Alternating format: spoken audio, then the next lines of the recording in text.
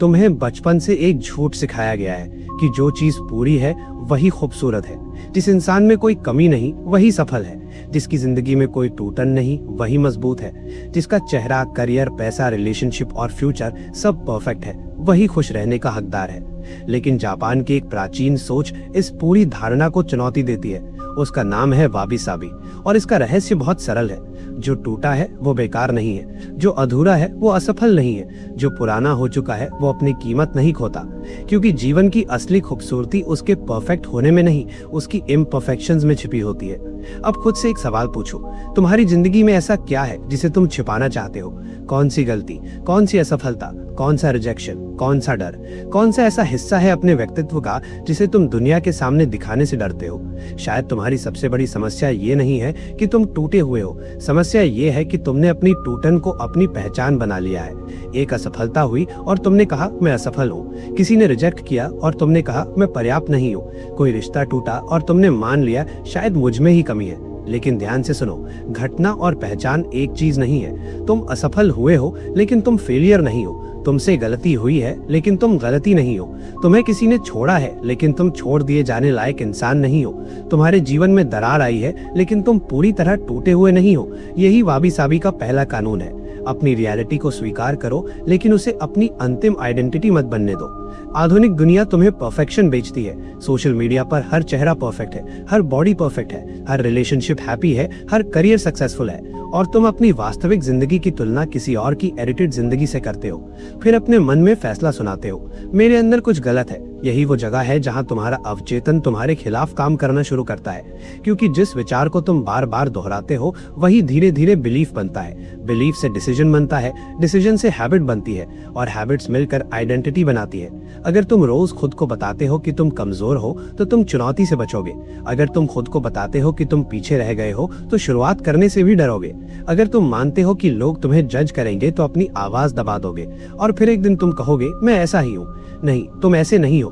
तुमने अपने बारे में एक कहानी बनाई है और कहानी बदली जा सकती है। तुम्हें परफेक्ट बनने की जरूरत नहीं है, तुम्हें अपने ऊपर भरोसा करना सीखना है। कॉन्फिडेंस सोचने से नहीं, कॉन्फिडेंस एविडेंस से आता है। जब तुम डर के बावजूद एक्शन लेते हो तुम्हारा माइंड तुम्हारे बारे में नया एविडेंस देखता है। जब तुम थके होने के बावजूद अपना काम पूरा करते हो तुम्हारा अवचेतन सीखता है मैं अपने शब्दों का सम्मान करता हूँ। जब तुम डर के बावजूद बोलते हो तुम्हारा मन सीखता है मैं भागता नहीं। जब तुम गिरने के बाद दोबारा उठते हो तुम्हारी आइडेंटिटी बदलती है, मैं टूट सकता हूँ लेकिन रुकता नहीं। यही असली सेल्फ कॉन्फिडेंस है।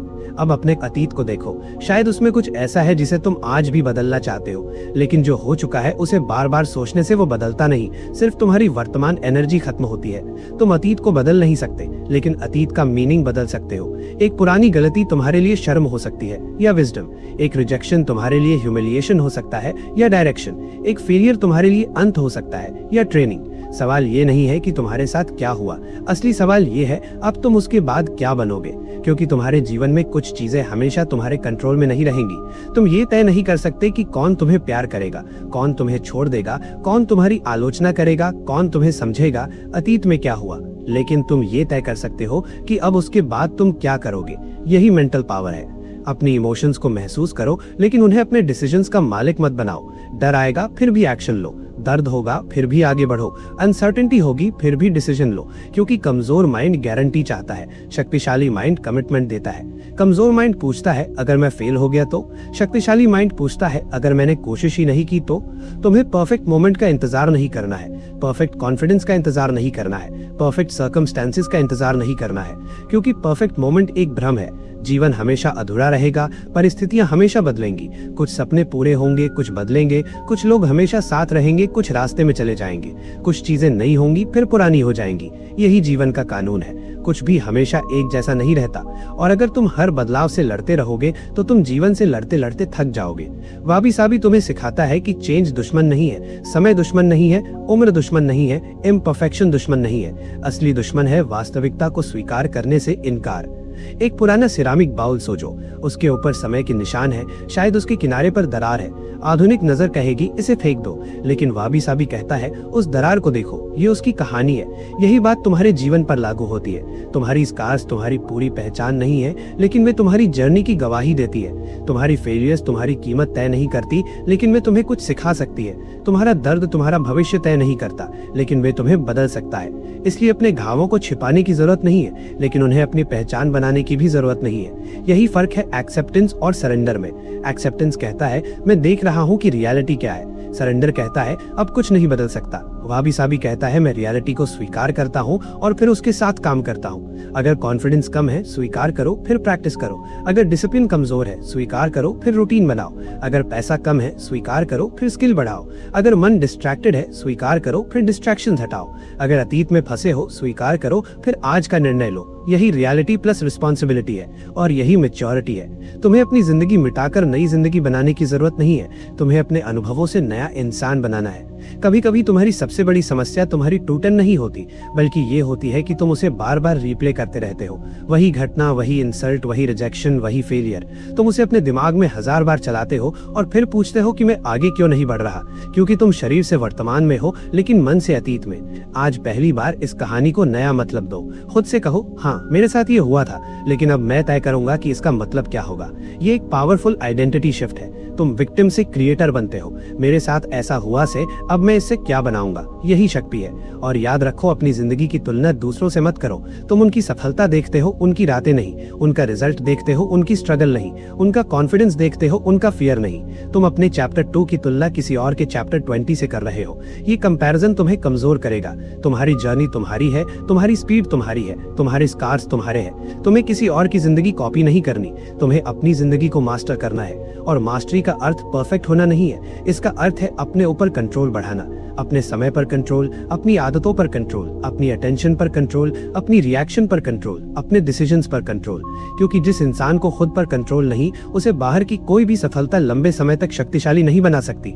इसलिए अपने मन के दरवाजे पर पहरा लगाओ। हर थॉट को ट्रूथ मत मानो, हर इमोशन को कमांड मत समझो, हर फियर को प्रिडिक्शन मत समझो। फियर तुम्हारे मन में आया है, इसका मतलब ये नहीं कि तुम्हें रुकना है। डाउट आया है, इसका मतलब ये नहीं कि तुम इनकेपेबल हो। अतीत याद आया है, इसका मतलब ये नहीं कि भविष्य भी वैसा ही होगा। तुम्हारा मन तुम्हें पुराने पैटर्न्स में वापस खींचेगा, लेकिन तुम्हें नया कानून बनाना होगा। मेरी फीलिंग्स मेरी जानकारी है, लेकिन मेरे डिसीजंस की मालिक नहीं। ये लाइन सिर्फ सुनने के लिए नहीं है, इसे जीना है। मन कहेगा आज मत उठो, उठो। मन कहेगा काम कल करेंगे, आज करो। मन कहेगा लोग क्या सोचेंगे, अपना काम करो। मन कहेगा तुम तैयार नहीं हो, शुरू करो। क्योंकि एक्शन के बाद कॉन्फिडेंस आता है, डिसिप्लिन के बाद मोटिवेशन स्थिर होता है, फियर का सामना करने के बाद फियर छोटा होता है। और जब तुम बार बार अपने पुराने पैटर्न के खिलाफ डिसीजन लेते हो, तो एक नई आइडेंटिटी बनती है। मैं वो इंसान हूँ जो भागता नहीं, मैं वो इंसान हूँ जो अपने शब्दों का सम्मान करता हूँ, मैं वो इंसान हूँ जो गिरने के बाद उठता है।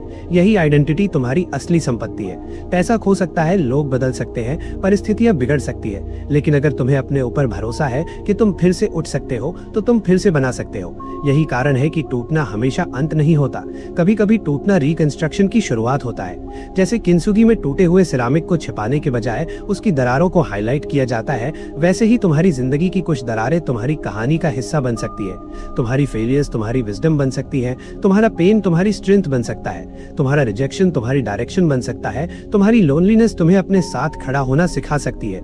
लेकिन याद रखो, अपने घावों को रोमांटिसाइज मत करो, उन्हें अपनी शक्ति में बदलो। अपने दर्द की पूजा मत करो, उससे सीखो। अपने अतीत में घर मत बनाओ, उससे रास्ता बनाओ। यही वाबी साबी का मॉडर्न लॉ है।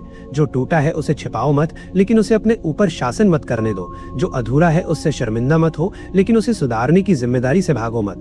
जो खो गया उसके लिए रो सकते हो, लेकिन जो बचा है उसकी कीमत पहचानो। क्योंकि तुम्हारे पास अभी भी समय है, अभी भी डिसीजन है, अभी भी एक्शन है, अभी भी डायरेक्शन बदली जा सकती है। शायद तुमने बहुत समय खोया है, ठीक है, लेकिन आज का दिन अभी तुम्हारे पास है।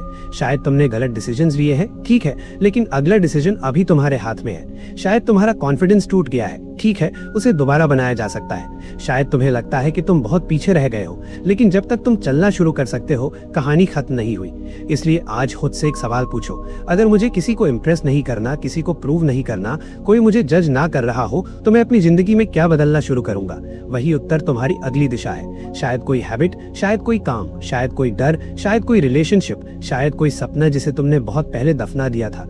उसे वापस देखो और इस बार परफेक्शन का इंतजार मत करो, इम्परफेक्ट शुरुआत करो।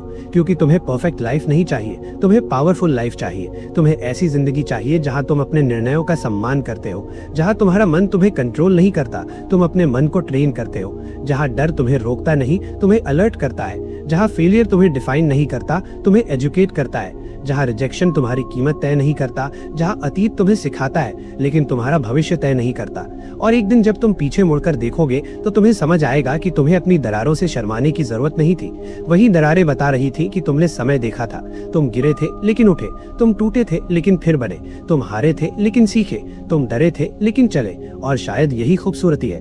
परफेक्ट होना खूबसूरत नहीं है, वास्तविक होना खूबसूरत है। कभी कभी सबसे खूबसूरत इंसान वो नहीं होता जिसकी जिंदगी में कोई दरार नहीं होती, बल्कि वो होता है जिसने अपनी दरारों के बावजूद अपने अंदर की रोशनी को बुझने नहीं दिया। इसलिए आज से एक नया कानून बनाओ। अपने अतीत का सम्मान करो लेकिन उसे अपना भविष्य मत बनने दो। अपनी इम्परफेक्शंस को स्वीकार करो लेकिन अपनी ग्रोथ मत रोको। अपने डर को महसूस करो लेकिन उसके आदेश पर मत चलो। अपनी जिंदगी को बदलने के लिए किसी परफेक्ट दिन का इंतजार मत करो। आज से शुरू करो, छोटे कदम से शुरू करो, एक डिसीजन से शुरू करो। क्योंकि अंत में तुम्हारी जिंदगी की कीमत इस बात से तय नहीं होगी कि तुम कितनी बार टूटे, कीमत इस बात से तय होगी कि हर बार टूटने के बाद तुमने खुद को किस रूप में दोबारा बनाया। याद रखो, तुम टूटे हुए नहीं हो, तुम निर्माण में हो। तुम खत्म नहीं हुए, तुम बदल रहे हो। तुम्हारी कहानी खत्म नहीं हुई। शायद तुम्हारा सबसे मजबूत अध्याय अभी लिखा ही नहीं गया। और शायद तुम्हारी जिंदगी की सबसे खूबसूरत चीज वो नहीं होगी जो कभी टूटी ही नहीं, बल्कि वो होगी जिसे तुमने टूटने के बाद अपने हाथों से दोबारा बनाया। अगर आज तुम अपनी कहानी से भागना बंद करने के लिए तैयार हो तो कमेंट में लिखो, मेरी टूटन मेरी पहचान नहीं है।